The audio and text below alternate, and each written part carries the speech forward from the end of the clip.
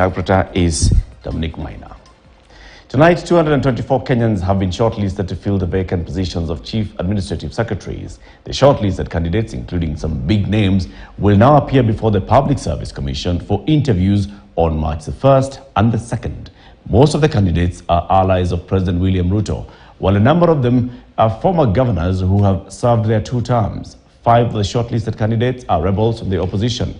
Our reporter David Mudoka looks at the shortlist and the tough balancing act that awaits both the PSC and the President in choosing from the 224 to serve in the 21 available slots.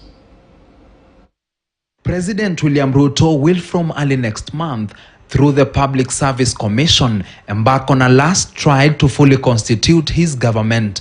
Interviews for some 224 people shortlisted for the Chief Administrative Secretary positions will kick off from March 1st, as per Gazette notice published by PSC on Tuesday, just 5 days after the Labour and Employment Court declared the CAS positions legal. A majority of the 224 shortlisted are close allies of President William Ruto, some of whom lost in the August election. Some of them are opposition leaders who jumped ship to join government, while other candidates are former governors. Among the poll losers now eyeing a soft landing as Chief Administrative Secretaries is former Bahati MP Kimani Ngunjiri, former Nairobi senatorial candidate Margaret Wanjiru, her Kisii counterpart Joash Maangi, former nominated Senator Millicent Omanga, former Senator Anwar Loitiptip, and former Kiminini MP Chris Wamalwa. Others are former Kakamega Senator Cleophas Malala,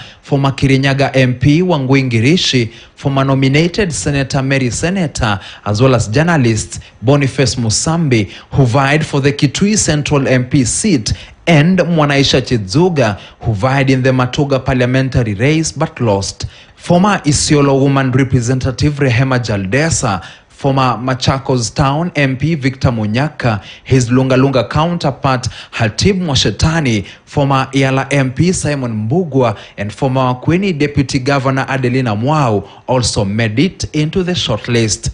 Losers in the UDA and other Kenya Kwanza parties primaries hoping for reward for their loyalty in a CAS appointment include former Soy MP Caleb Kositani, former Starehe MP and musician Charles Njagwa, former Laikipia woman representative Kate Waruguru, former nominated Senator Isaac Mwaura and his counterpart in the 12th Parliament, Wilson Sosion.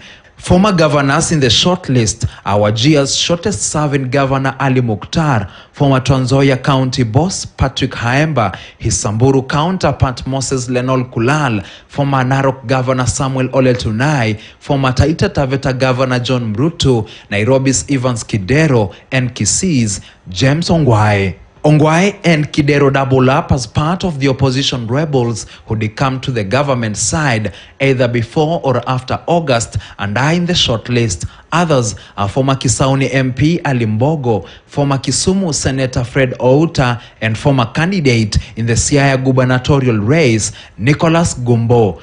Other notable names in the shortlist, some of which are of close allies of President Ruto, are the names of the head of state's digital strategist, Dennis Itumbi, Kenya Secondary Schools Heads Association Chair Kahi Indimuli, former IEBC Commissioner Thomas Letangule, footballer McDonald Mariga, former Jubilee MP Gideon Keter, and media personality Linda Ogutu.